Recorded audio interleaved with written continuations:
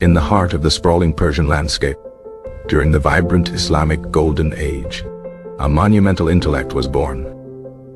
This was a time of extraordinary cultural, scientific, and philosophical flourishing. He was known in his homeland as Abu Ali al-Husayn ibn Abdallah ibn Sina. To the later European world, he would become famous under the Latinized name, Avicenna. Ibn Sina was not merely a philosopher, he was a true polymath. His expertise spanned the fields of medicine, astronomy, alchemy, geology, psychology, logic, mathematics, and physics. His canon of medicine would become a standard medical text in universities for centuries. Yet it was his work in philosophy that delved into the very nature of existence and consciousness. He lived in a politically tumultuous era, often moving from city to city. He served as a physician and advisor to various rulers, experiencing both courtly favor and political imprisonment. These varied experiences undoubtedly sharpened his insights into the human condition. Within this rich tapestry of life and thought, Ibn Sina conceived a powerful thought experiment. This experiment would come to be known as the floating man, or sometimes the flying man. It was a profound inquiry into the foundations of self-awareness. Ibn Sina presented this argument in his major philosophical work, the Book of Healing. The experiment asks us to perform an act of radical imagination. Imagine a human being created in an instant, fully formed and mature. This person is brought into existence not as a baby, but with a complete adult mind. Now, place this person in a perfect void, or suspended in the air. They are created in such a way that they do not experience any sensory input whatsoever. Their limbs are spread apart, so they do not touch anything, not even their own body. The temperature is neutral, so they feel neither heat nor cold. There's no sound, no light, no smell, no taste. This individual cannot see, hear, touch, taste, or smell anything. Furthermore, this person has no memory of a past life, as they have just been created. They have no learned concepts or language to draw upon. They cannot even feel the internal sensations of their own body. No hunger, no thirst, no heartbeat, no breath. The man is in a state of complete sensory and proprioceptive deprivation. Now, Ibn Sina poses the crucial question. In this state of total abstraction from the physical world, would this person be aware of anything? Ibn Sina's answer is a resounding yes. He argues that the man would be absolutely certain of his own existence. He would know that he is. His awareness would not be a conclusion drawn from evidence. It would be a direct, immediate, and intuitive knowledge. The floating man can doubt the existence of his body. He has no sensory confirmation of his limbs, his organs, or his physical form. He could even doubt the existence of the external world, if he could conceive of it. But there is one thing he cannot doubt: his own self, the subject who is aware. The very act of being aware proves the existence of that which is aware. This thing that he is aware of, his essence, is not a physical object. It is his soul, his self, his consciousness. Ibn Sina's conclusion is that the soul is an immaterial substance. The soul's existence and our awareness of it are not dependent on the body. The soul is, therefore, distinct from the body. This is a powerful argument for substance dualism. It posits that mind and body are fundamentally different kinds of things. The thought experiment cleverly bypasses the Aristotelian view. Aristotle had argued that the soul is the form of the body, inseparable from it. For Aristotle, you could not have a soul without a body, just as you could not have the shape of a statue without the bronze. Ibn Sina's experiment creates a situation where the soul is affirmed even when the body is not.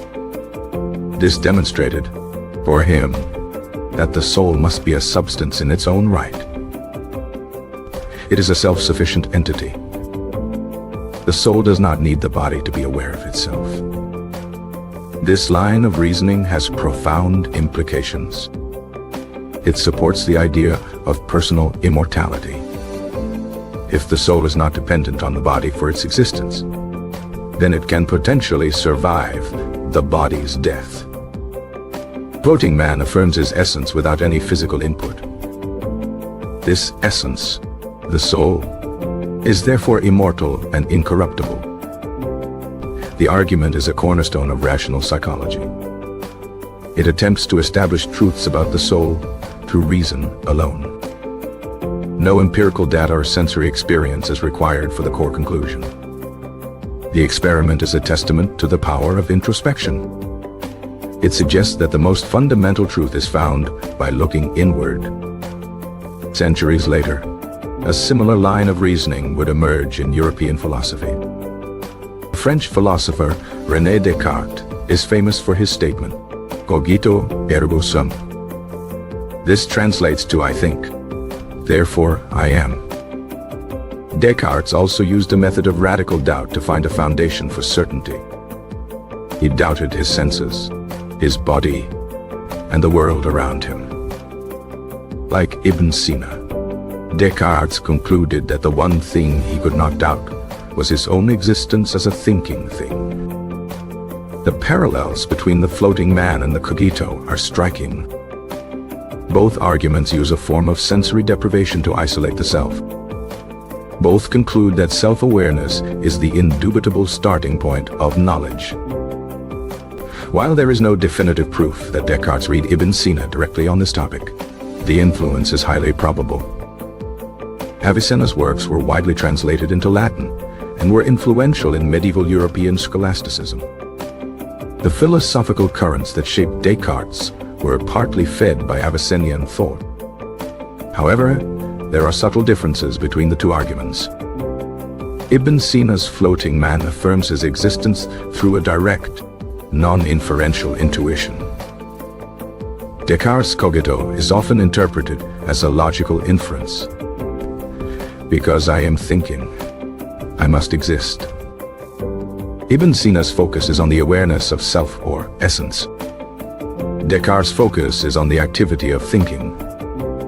Despite these nuances, the core insight remains powerfully similar. The floating man experiment continues to be a subject of debate in modern philosophy. It touches upon key questions in the philosophy of mind. What is the relationship between consciousness and the physical body? Can a machine, a non-biological entity, ever truly be conscious? The experiment challenges physicalism, the view that everything is physical. If the man can be aware of his self without any physical data, then perhaps the self is not physical.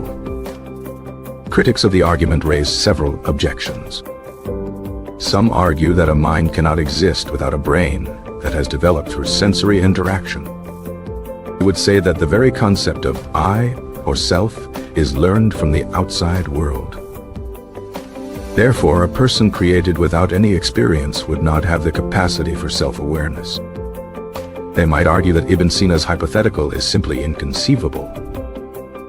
A brain without a body and a history of sensation is not a mind at all. Defenders of Ibn Sina would counter that this misses the point. The experiment is not about biological feasibility, but about conceptual possibility.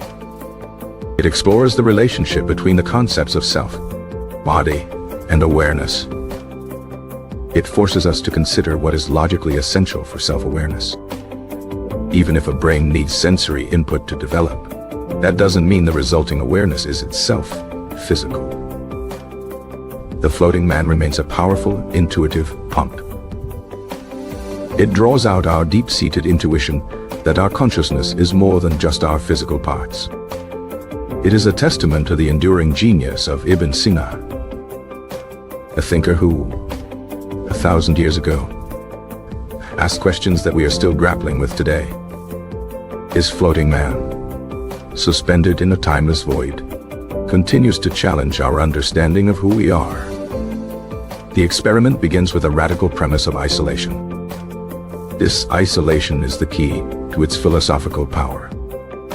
By stripping away all external sensations, we are forced to look inward. The man in the void has no perception of the world. He has no memory to ground him in a personal history. He has no bodily feelings to confirm his physical presence. Yet in this absolute nothingness, a something is perceived. That something is the self, the I. This self is not an object among other objects.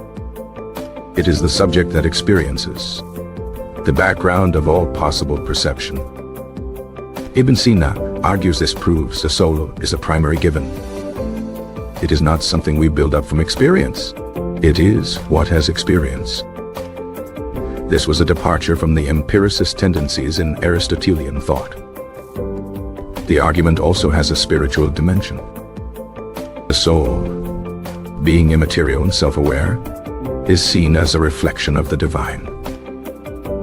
It is a spark of pure consciousness in a material world. This connected Ibn Sina's philosophy with Islamic theology. He provided a rational argument for a core tenet of faith. The soul's journey was a central theme in his work. The floating man establishes the soul's starting point, its own self-certainty. From this point, the soul could then strive for knowledge of the world and of God. The experiment is an exercise in pure reason. It invites the reader to become the floating man, to shed their own sensory and bodily awareness for a moment, and in that silence, to find the unshakable core of their own being. This introspective method was revolutionary. It championed the inner world as a source of profound truth. Ibn Sina's legacy is immense, touching both the Islamic and Western worlds. He was a bridge between cultures and epochs. His floating man is a perfect example of his ability to synthesize and innovate. He took philosophical concepts and pushed them to their logical extremes. The result was a timeless puzzle about the nature of the self. A puzzle that continues to inspire and provoke philosophers to this day. The man floats on, a silent testament to the enduring mystery of consciousness. He exists without a world, a body, or a past. His existence is confirmed not by interaction, but by introspection. This challenges our everyday assumption that we are our bodies. Ibn Sina suggests we are a soul that possesses a body. The body is a tool, a vessel, a temporary companion. The soul is the true, enduring identity. This idea offered immense comfort and philosophical grounding. It provided a rational framework for understanding the non-physical aspects of humanity. The floating man is not just an argument, but a meditative exercise. It invites us to find the stillness within ourselves, discover the observer that witnesses our thoughts and feelings. This observer, Ibn Sina claims, is our irreducible essence. It cannot be broken down or explained by something else. It is the foundation upon which all other experiences are built. Thus, a philosopher in 11th century Persia crafted an idea of stunning modernity. An idea that lived across centuries to engage with our own technological age. The floating man is a ghost in the machine of philosophy. A persistent, immaterial presence is silent. Suspended form is a powerful symbol of the mind's quest to understand itself.